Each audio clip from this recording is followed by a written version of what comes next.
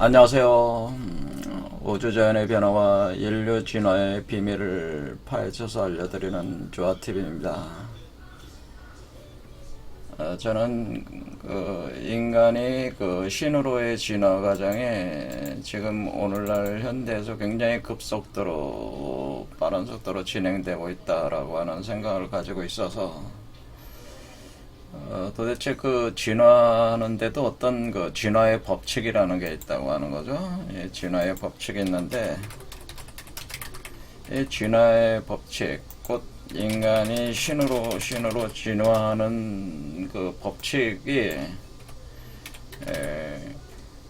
어떻게 어떤 것이냐에 대해서 저는 나름대로 연구를 계속 해오면서 이 조아TV를 진행하고 있는데, 일단은 그런 전 세계의 각종 신화와 종교 그리고 철학적 내용들을 분석을 해서 공통된 메커니즘을 찾아낸 것이 사실 우리 한민족에서도 내려오고 있는 궁울영부라고 하는 거죠. 이 궁울영부라고 하는 메커니즘이 인간이 신으로 진화시키는 메커니즘이다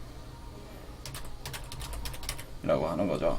그런데 제가 그래서 이 강좌로 이렇게 설명을 계속 해드리고 있는데, 지난 강좌에서 이제 수메르 문명을 이제 건드리기 시작했죠. 제가 왜 다른 거를 먼저 다 이렇게 하고 상당히 지금 강좌의 전반적으로 이 후반부에서 와서야 이제 수메르 문명을 다루게 되냐면은, 지금 수메르 문명의 그러니까 우리가 이제 수메르라고 하는 것이 여기 지금 이라크와 이란 사이에 있는 현재 이라크와 이란 사이에 보면은 유프라데스 강과 티그리스 강 사이를 메소포타미아라고 하는데, 그쪽에서 이제 페르시아만 쪽에 집중되는 여기를 특히 수메르라고 하는데요.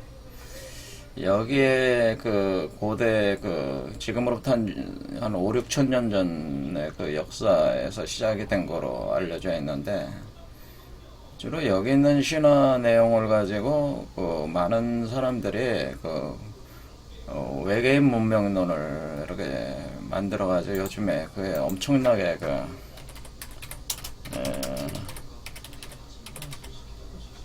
세상에 이렇게 퍼져 있죠. 아주 주도적인 어떤 그런 인간 창조에 대한 아이디어들을 제공을 해주고 있어가지고, 여기에 많은 분들이 이것을 암암리에 받아들이는 것 같아요. 왜냐면 이제 현대 과학과 이렇게 어울려진 그런 개념이니까 사람들의 호기심도 많이 자극하고, 또 그럴듯한 해석들이기 때문에 많이 받아들인다.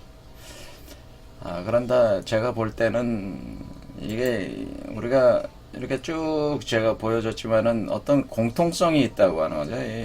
이 신화들 안에는 다 공통성이 있는데, 수메르 문명도 그 공통성에서 예외일 수는 없다라고 하는 게 저의 생각입니다. 그러니까 결국 인간의 창조와 진화, 그러니까 여기서는 인간의 신으로 진화하는 법칙은 사실은 이 창조의 법칙 안에 진화의 법칙이 이미 내포되어 있어요.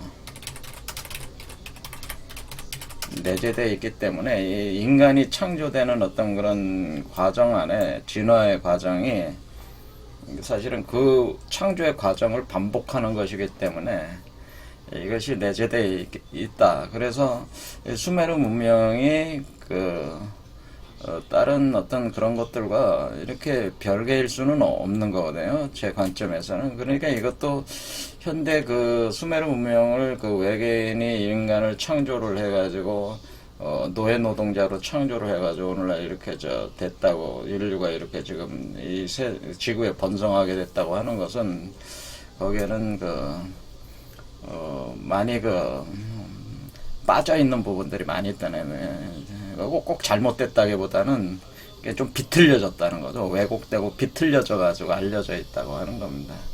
그런 점들 때문에. 그런데 이것이 기존의 사고에서 워낙 강고하게 구축이 돼 있어가지고 이걸 돌파를 해가지고 여러분들한테 설득력 있게, 왜냐면은 이 수메르 문명이라는 그게 문명권에서 나온 각종 문서 자료들이 너무 제한이 돼 있다 보니까 그런 것들을 여러분들한테 설득력 있게 이렇게 그거를 이제는 제가 말씀드리기가 굉장히 어려운 그런 점이 있어서 지금 후반부까지 이제 끌고 온 겁니다. 이 부분.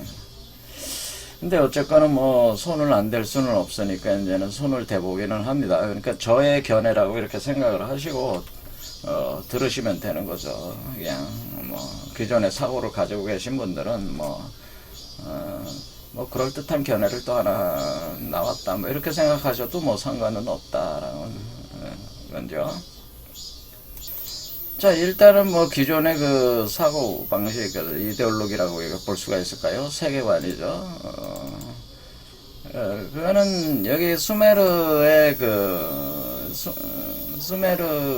그러니까 이 사고 방식이 이제는 누구냐면 제카리아 시친이라는 사람이, 이 사람이 제안한 사고가 사실 가장 강력한 일종의 그런 어떤 이론의 어떤 기초들인데, 제카리아 시즌이라는 분이 이제 돌아가셨죠. 근데 이분이 이제는 수메르의 수메르를 고대 근동 지방의 언어를 좀 연구를 했어요. 뭐 전문가, 사실은 뭐 전공한 거는 아니지만 이 양반은 공부를 해가지고 나머지를 해석을, 그러니까 각종 점토판을 해석을 해서 자기 나름대로 구축을 했는데, 이분이 이제 처음 써낸 책이 이제는 12번째 행성이라는 거예요. 12번째 행성. 그래서 요 책을 해외에서 이제 발간을 한 거죠. 예, 그러면 여기에 있는 내용들이 뭐 여러 가지도 있겠지만은, 우리 태양계에는 12번째 행성이 있는데, 니비루라고 하는 곳이 있다고 하는, 니비루라고 불리는 행성이 있다라고 하는. 근데 이것은 지금 아직 발견이 된 건 아니죠. 발견이 된 건 아니고 12번째 행성이 있는데, 이 12번째 행성인 니비루의 이 행성에는 신들이 거주를 한다는, 신들이 거주하는데 거주하는 신들의 이름이 아눈나키라고 하는 거예요. 아눈나키. 여기 아눈나키라고 해서 아눈나키들이 거주를 하면서 이게 3600년에 한 번씩 공전을 하는, 3600년에 한 번씩 한번 공전을 한다는, 그러니까 공전 주기가 3600년에는.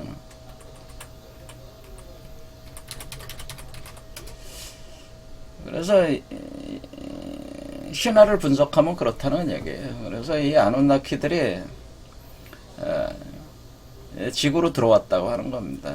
그러니까 지구와 가까워졌을 때 자기신의 니비루 행성으로부터 지구로 지구 정복이죠. 지구 식민지 개척을 위해서 이 수메르 지역에 이제는 우주선을 타고 하강에 들어왔다고 하는, 우주선을 타고 하강에 들어왔다.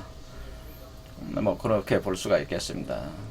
자, 그래서 내려온 게 바로 에리두라고 하는 곳인데, 요 에리두가 바로 뭐 페르시아만 여기 수메르 지역 여기죠, 바로. 그래서 여기에 이 아누나키들을 데리고 온 수장이 바로 엔키라는 사람이 아니고 신이죠. 엔키라는 신이, 여기 엔키.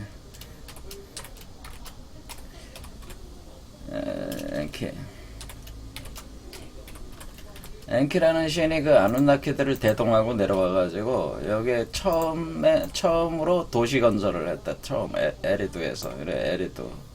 근데 엔키가 이제는 점점 나중에는 이제는 이름이 점점 좀 바뀌기도 하는데, 에아라고도 바뀌었다. 에아. 엔키가 에아예요. 에아.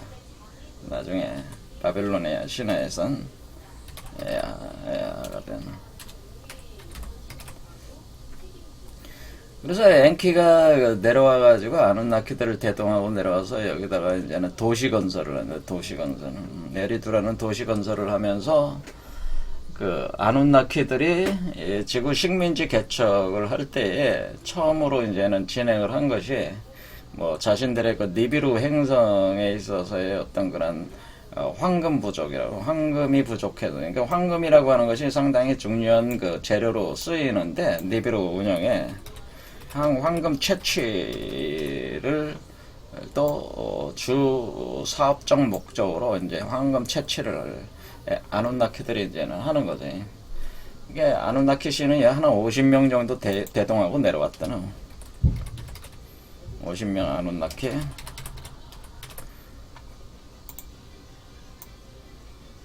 예. 그래서 그 작업을 하는데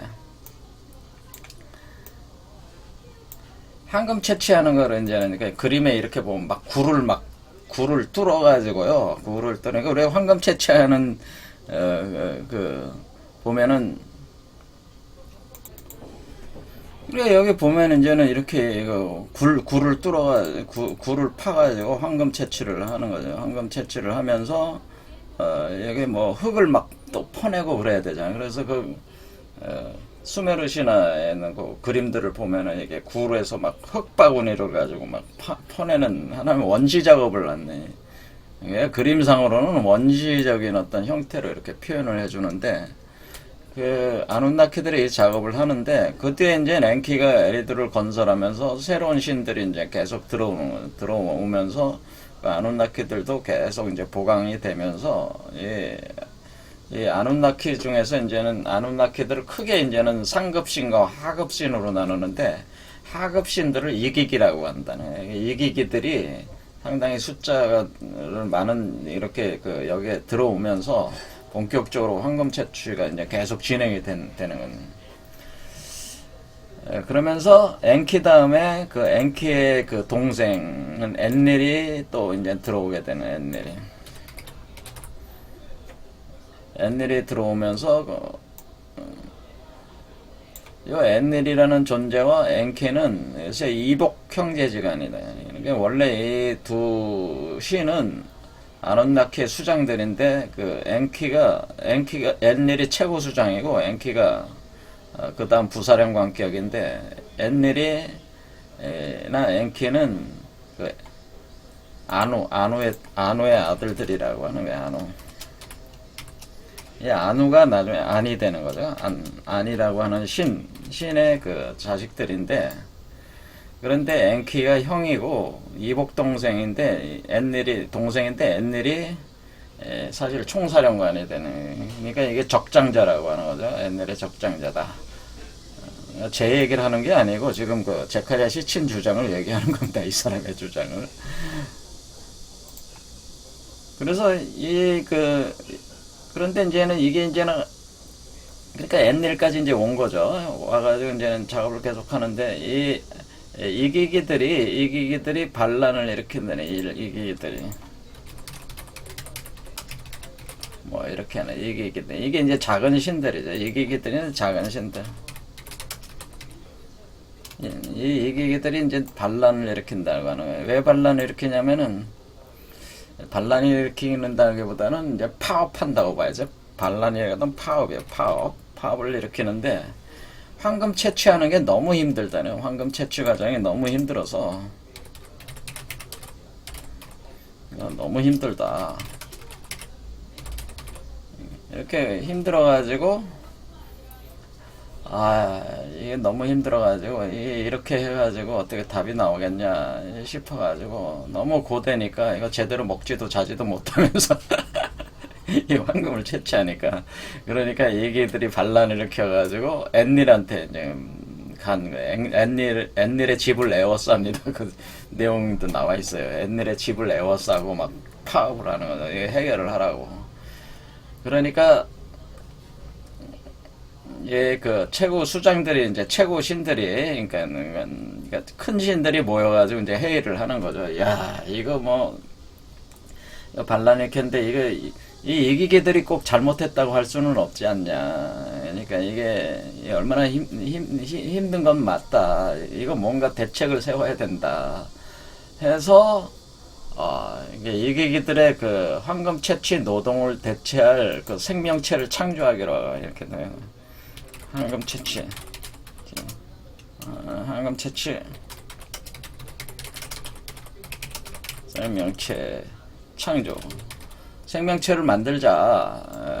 황금 채취를, 노동을 대체할 생명체를 창조해야 되는데, 그렇게 이제 결정을 내린 거죠. 결정을 내려서 엔넬이 엔키 보고, 그 생명체 창조에 대한 그 어떤 총 책임자를 엔키가 이제는 왜냐면 엔키가 이제 지식의 신이기 때문에 이 지식, 그러니까 그때 여기서 이제 그거는 건 뭐라고 그러면 유전공학에 대해서 가장 굉장한 지식을 가지고 있는 엔키라고 하는 그렇게 표현을 이제 설명을 하는데 그 엔키로 하여금 그 총책임자로서 그 황금 채취 노동을 대체할 그 인간들을 창조를 해라. 그러니까 이제 인간들이 이제 창조가 되는 거예요.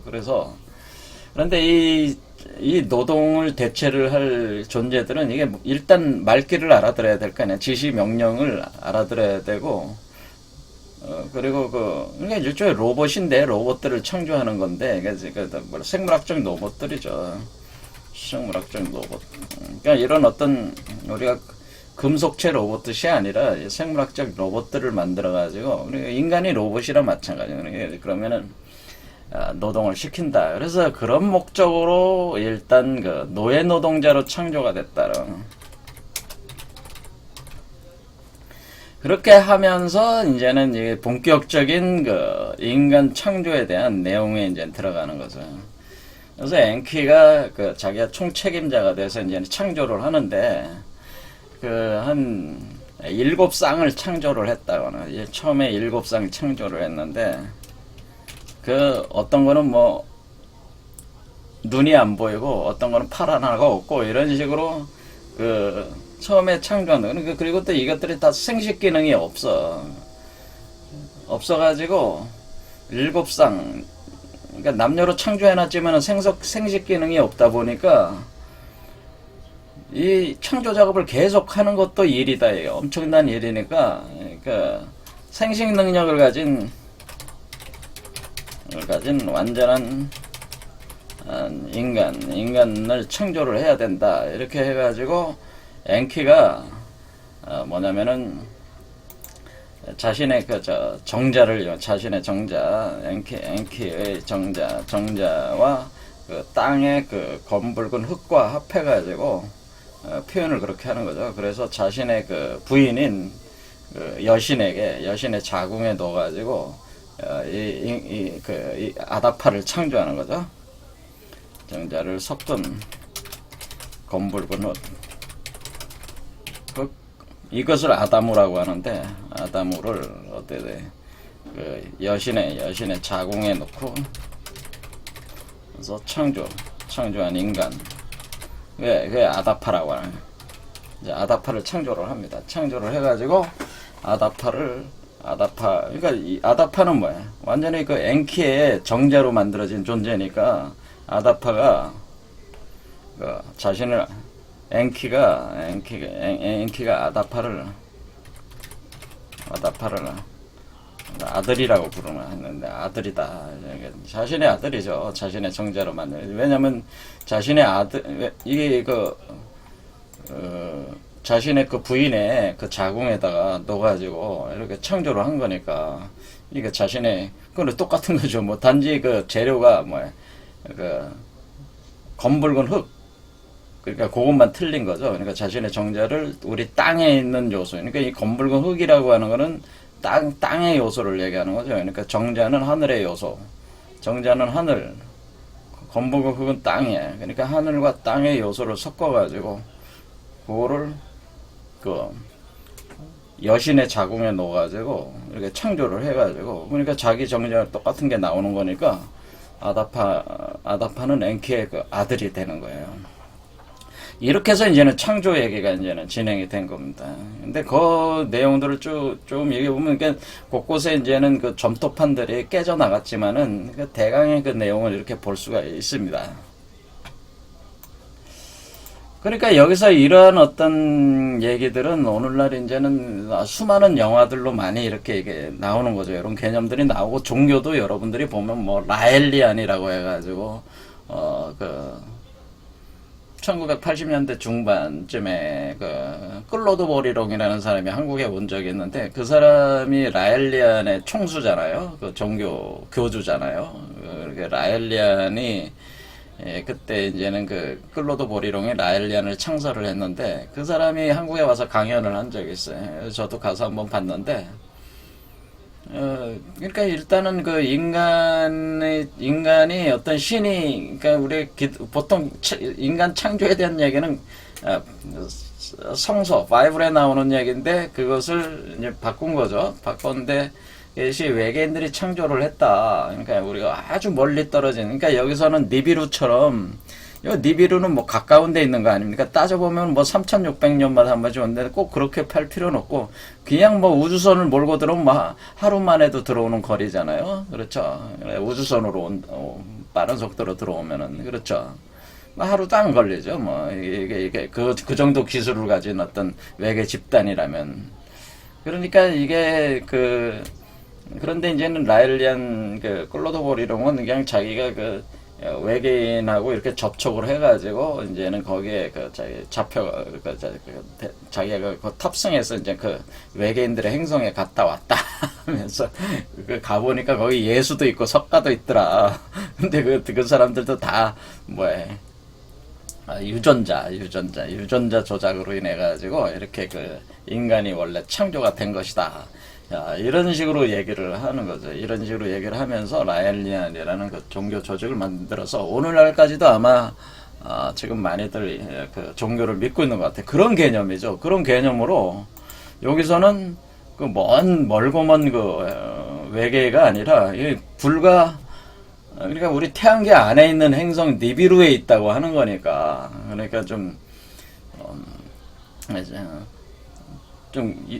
뭐라 그래야 되나요? 좀 더 우리 가까이 있는 데 있는 거 아닙니까? 언제든지 들어올 수 있는 지역이니까. 그러니까 좀 많이 틀린 거죠. 어쨌든 간에 이렇게 해서 창조된 인간들이 결국에는 최첨단, 최첨단의 과학적인 유전공학으로 외계인들이 우리 지구 밖의 외계인들이 인류를 창조를 했다. 유전공학을 이용해서 창조를 했다고 하는 그런 것들이 대표적인 영화는 프로메테우스라는 영화가 그러니까 얼마 전에 몇 년 전에 다 이게 해가지고 제가 이 영화도 제가 해석을 한 적이 있는데, 프로메테우스라는 영화가 가리키는 거는 꼭 오리온 별자리 같은데 돼 있어가지고 거기에 외계인 행성이 있어가지고 거기서 실험실 외계 행성 외계인 과학자들 엔지니어들이죠. 이걸 엔지니어라고 하는 엔지니어. 이 엔지니어는 유전공학자들이죠. 유전공학자들이 인류를 거기서 자신들의 DNA를 가지고 DNA로 창조했다.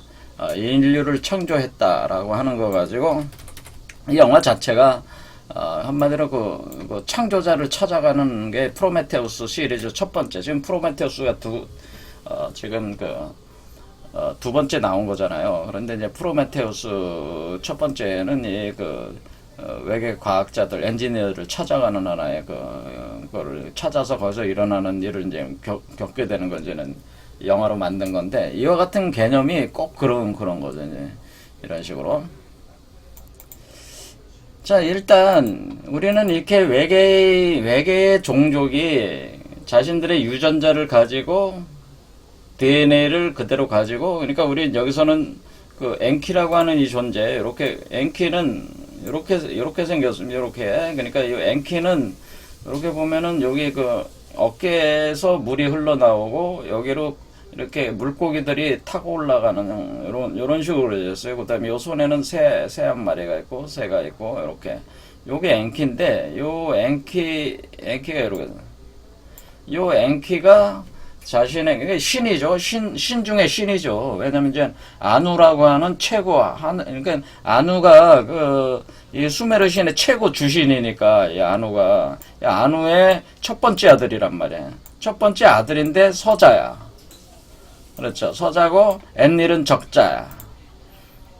그런데 이 서자와 적자 간에 그 권력 투쟁이 있다고 하는, 그러니까 여기서 이제는 계속 얘기가 되는 거는 서자와 적자 간에 그 일종의 그 권력 투쟁이 있어가지고 엔키와 엔닐의 그 무리들 사이에는 투쟁이 있다. 그렇게 이제 그려집니다. 계속. 그래서 거기서 여러 가지 일이 발생하는 거다. 그래서 이 아누의 첫째 아들이 엔키가 그렇게 해서 아다파를 창조하고 아다파를 기초로 해가지고 이제는 생식력이 있는 거니까, 아다파가 생식력이 있으니까 그 인류가 번성을 하게 되잖아요. 번성을 하니까 엔닐이 인간들이 너무 번성하니까 이거 없애버려야 되겠다. 너무 이게 골치 아프다. 그래가지고 엔닐이 대홍수를 일으키는. 여기 이제 보면은 우리가 노아의 대홍수라고 하는 얘기가 사실은 이 엔닐이 이게 누가 일으킨 거냐면 성경에서는 하나님이 일으킨다 이렇게 돼 있지만 그건 엔닐, 이거는 이제는 수메르 신화에서는 엔닐이 그 대홍수를 일으켜서 인간을 쓸어버리려고 하는 거죠.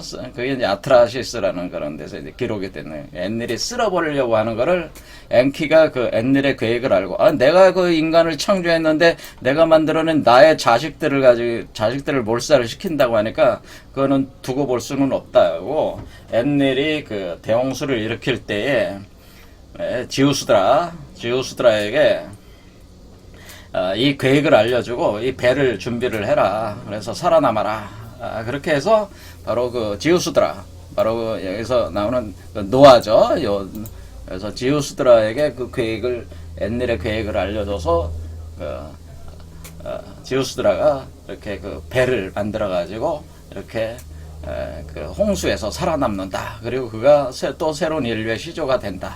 그러니까 이게 노아의 대홍수하고 이게 상당히 비슷하단 말이에요. 그렇죠. 단지 그 인격이라고 하는 것이, 그 신의 인격이, 그러니까 하나는 엔키, 하나는 엔닐, 어떤 때는 엔키로 드러나기도 하고 하나는 엔닐로 드러난다고 하는 것 뿐이에요. 사실은 그걸 둘로 나눈 것 뿐이지요. 사실은. 그래서 어쨌든 간에 엔키와 엔닐이라는 이런 긴장 관계에서 엔키는 인류가 이렇게 번성하는데 아주 중요한 역할을 하게 된다. 그래서 엔키는 아다파가 자기 아들이니까, 자기 정제로 만들어졌으니까 아다파에게 그 지식을 전수를 해주는, 지식 전수. 그러니까 이 어떤 그런 문화적인 어떤 거를, 문명을 건설할 수 있는 문명 건설 능력을 이제 부여를 하는 거죠. 이것은 마치 프로메테우스가 불을 주는 거 마찬가지. 그러니까 의식적으로 어두운 사람들에게 그 총명함을 주게 되는 게, 사실 불을 준다는 게 뭐 고기 구워 먹으라고 주는 게 아니고요. 그 인간의 그 지식, 지혜 능력을 주는 거예요. 그래서 사실 이때 창조된 아다파는 그 엔키와 똑같은 지능 능력을 가졌다는 거예요. 이때 이제는 아다파는 엔키와 동일한 지능을 가지게 됩니다. 엔키와 동일한 지능을 가지게 되고, 아다파를 엔키가 이제는 가르치는 거죠. 가르쳐가지고 그 지식을 전수를 하게 되고 인류 문명을 건설할 수 있는 그런 능력을 이제 부여를 하게 되는 거죠. 이렇게 이제 내용이 전개가 되는 겁니다. 자, 이렇게 해서 일단은 지금 이렇게 창조가 돼가지고 이렇게 됐는데, 그러니까 우리가 볼 때는 우리가 이제 이게 해석한 거죠. 이렇게 해석하고 그 다음에 다시 이 아누나키들이, 이제 제카리아 시친 주장은 이 아누나키들이 다시 돌아온다는 얘기예요. 다시 돌아온다. 다시 돌아온다는 게, 다시 이 세상으로, 우리 지구로 다시 돌아와가지고 인류 문명을 리셋한다라고. 자신들이 인간을 창조하고 인간에게 문명을 건설할 능력을 줬으니까 그것을 자신들이 지구 문명을 다시 리셋하는 작업을 하려고 한다. 이렇게 되면서 이것이 어떻게 되냐. 원래 이거 지속적으로 3600년 되는 공전주기에 떨어져 있는 12번째 행성이지만은 지속적으로 지구를 감시하면서 어떤 통제를 해왔다. 그러니까 직접 통치를 하지 않고 간접 통치를 했다. 한다. 뭐 이런 얘기예요. 이런 얘기. 간접 통치를 하는데 간접 통치가 뭐예요? 뭐 프리메이슨이니 뭐 일루미나티니 뭐 그런 거 하고 막 연결이 돼가지고 뭐 여러 가지 이론들이 그냥 복잡하게 막 이제 여기서 이 사람이 한마디로 제카레 시친이 떡밥을 이렇게 뿌리니까 그 떡밥이 워낙에 강력한 떡밥이다 보니까 그 떡밥을 가지고 여러 가지 이론들이 막 그냥 거기에 붙이면서 막 늘어나는 거죠. 그렇죠. 막 그럴듯한 상상력들을 사람들이 막 발휘를 하는 거죠. 엄청난 상상력들을 발휘할 수 있죠. 왜냐면 이건 지금 정말 오늘날 현대 과학에 인간 복제가 사실 가능하잖아요. 인간 복제를 사실은 우리가 아기양 돌리 복제하고 뭐 황우석 박사가 소 복제하고 뭐 개 복제하고 이런 복제하듯이 인간도 복제할 수가 있어요. 왜냐면 인간이 오히려 복제하기가 쉬워요. 인간에 대한 데이터, 의료 자료 데이터는 의학 자료 데이터는 엄청 많잖아요. 근데 뭐 개나 소나 이런 거는 원래 자료가 적잖아요. 그러니까 자료 양으로 보면은 인류에 대한 생물학적 분석은 정밀하게 돼 있기 때문에 오히려 복제하기가 인류는 쉬운 상황이다. 그래서 복제할 수가 있잖아요. 지금 한마디로 유전공학을 통해서. 그러니까 이런 어떤 현대 과학적인 걸 가지고 이걸 분석을 할 수 있으니까, 이거는 굉장히 신을 싫어하는 사람들, 종교적인 어떤 그런 거를 종교를 싫어하시는 분들이, 이 세계관을 받아들이는 거는 상당히 매력적인 세계관이라고 하는, 외계인들이 와가지고 인류를 창조했고, 유전공학을 창조한다. 야, 이거 지금 우리 사회 경제 시스템이나 이거 상당히 유사하구나. 그리고 이 강한 존재들이 약한 존재들을 지배하면서 이렇게 하는 게, 이게, 우리가 하나님이 인간을 창조했다는 그런 헛소리보다 이게 더, 합리적인 생각이다. 이렇게 받아들인다 이거죠. 그럴듯하잖아요. 그렇죠. 상당히 그럴듯한 생각이고, 많은 사람들에게, 특히 젊은 사람들, 이제 신이라고 하면 아주 이가 갈려. 신이니 뭐, 종교라고 하면 아주 그냥 이가 갈리는 세대들에게는 어때? 그럴듯한 어떤, 이 세계에 대한 해석 체계다. 그렇게 볼 수가 있습니다. 자, 그렇지만은 여기에는 몇 가지 허점들이 있죠. 제가 볼 때는 아주 치명적인 허점들이 있어요. 여기에는 일단은 여러분들이 이제는 결국 우리 현대 과학의 지점에서 이렇게 보자면은, 아니 왜 그러면 황금 채취를 위해서 사실 창조를 했잖아요. 근데 이렇게 쭉 가는 상황에서 황금 채취 얘기는 어디 사라져버렸어. 사라져버리고 인간 창조로 들어갔는데, 그럼 황금 채취를 하는 게 너무 힘든데, 이 황금을 채취하는 걸 보면은, 이 묘사한 거를 보면 이렇게 신들도 들어가서 곡괭이와 삽을 가지고 그냥 파고 흙더미를 이런 바구니 같은 데다 흙을 드러내고 이런 식으로 황금을 채취하고 있어요. 그래서, 황당한 얘기다. 아니, 성간 이동을 해오거나 또 12번째 행성에서 오고 그럴 정도면은, 이게, 어떤 기계, 오늘날도 다 뭐로 해요? 다 포크레인으로 찍고, 포크레인하고 굴착기 같은 걸로 쓰고 그렇게 작업하는데 무식하게 이걸로 하냐, 이게. 여러분이 코난이라는 영화 보면은, 그것뿐만 아니라 영화들 보면 어때? 매트리스라는 영화 보면 거기에 인류가 땅 속에 살잖아. 그때 거기에 로봇이 있잖아요. 팔다리 달리고 그 위에 올라타가지고 그냥 작업하는 로봇. 작업 로봇을 만들면 되는데, 뭐하러 인간을, 아니면 그걸 갖다가 작업 로봇을 갖다가 인공지능을 거기다가 넣어가지고 그것을 원격으로 컨트롤하면 돼. 오늘날은 앉아가지고 비행기도 원격으로 컨트롤할 수 있는데 그런 기술이 없었겠어요? 근데 뭐하러 신들을 거기다가 넣어가지고 땅굴 파게 만들어? 그러니까 이런 데서 벌써 허점이 있다고 하는 거죠. 그러니까 뭐야? 아니 뭐하러 인간을 만드냐? 그냥 말 그대로 금속 로봇을 만들어가지고 금속 자동 채굴 전문 금속 로봇을 제조해서 하면 이게 제일 쉽잖아. 골치 안 아프잖아. 그렇죠? 채굴 전문 금속 로봇을 제조해서 원격 컨트롤, 해서 원격 컨트롤 하면은, 이거 뭐예요? 원격 컨트롤 하면은, 이거 비행기들도 다 그렇죠. 드론 같은 것도 다 원격 컨트롤 하는 거 아니에요?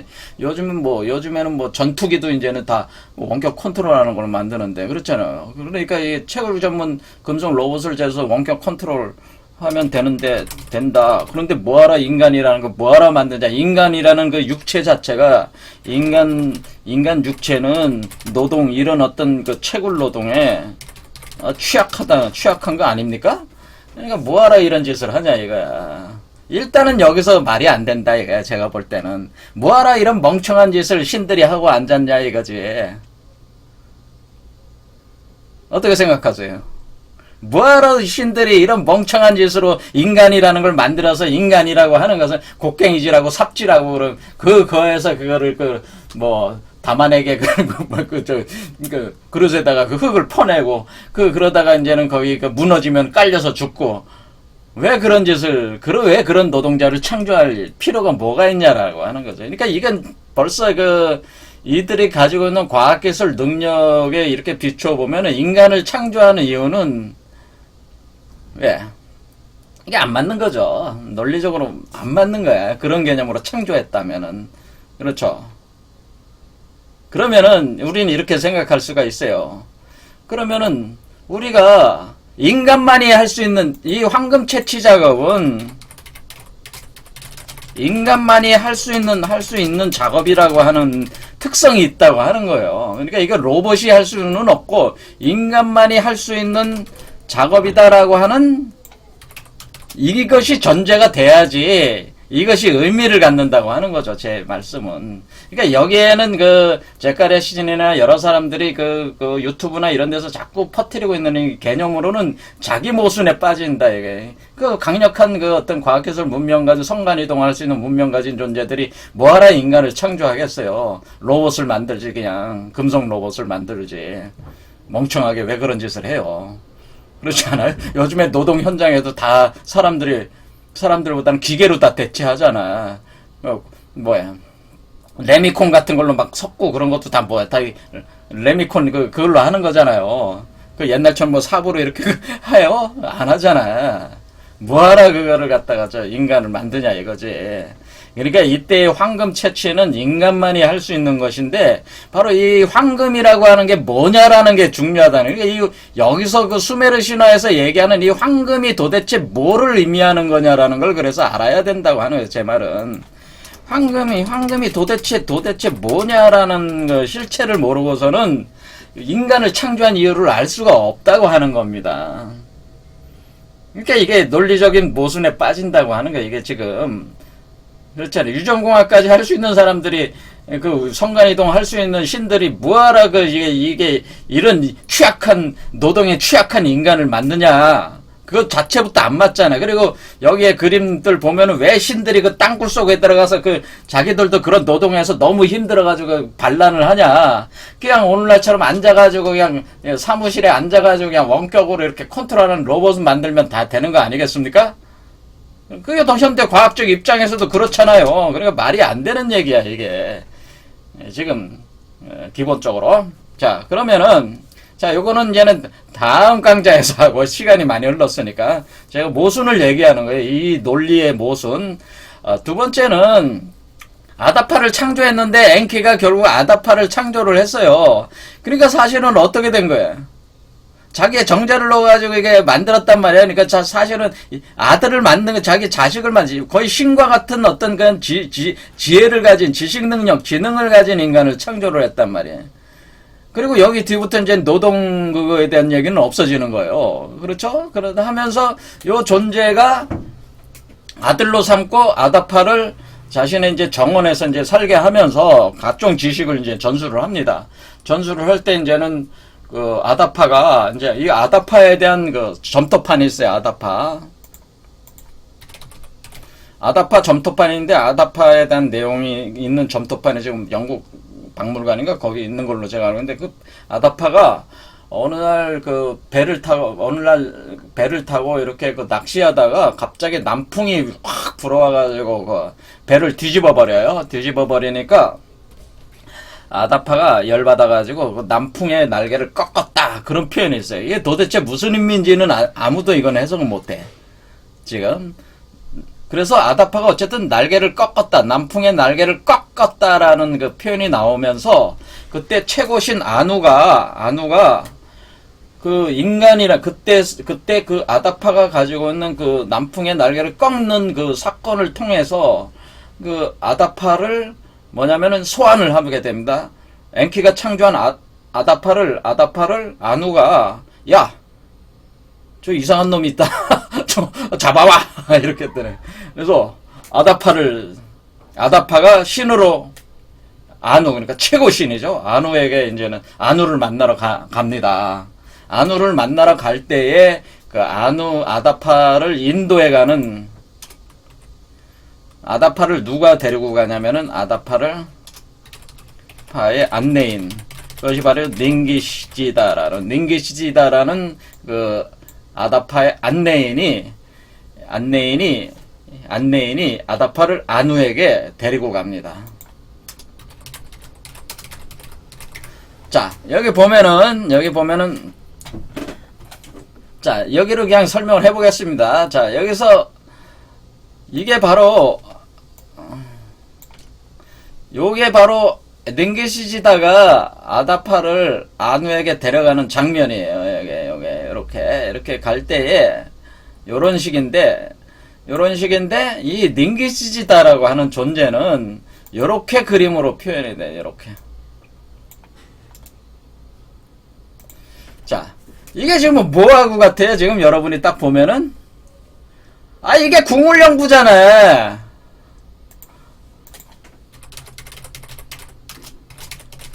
그렇죠. 이거 궁울령부잖아. 이게 닝기시다가 궁울령부야. 그렇죠. 궁울령부야. 그렇죠. 아이고, 야, 너네. 보니까 이게 지금 뱀 2마리가 이렇게 꼬여 올라가잖아요. 꼬여 올라가고 나무 있고, 나무죠? 그 다음에 여기 검을 들고 있는데, 양쪽에서 검을 들고 있는데, 이 날개 달린 짐승이 있잖아요. 그렇죠. 그래, 용이란 말이에요. 이게 그렇죠. 용 같은 게 있잖아요. 그렇죠. 뿔 달린 용. 그렇죠. 이렇게 해서, 요렇게. 이게 보니까 이게 궁울령부인데, 요게 바로 닝기시다라는 그 시인을 표현할 때 쓰는 거예요. 자, 그러면 아다파를 데리고 아누라는 최고 신에게 데려갔어. 그 뭐예요? 이게 지금 이렇게 보면은, 여기에 만약 아누라고 있다고 생각해봐. 아누. 여기 닝기시다야.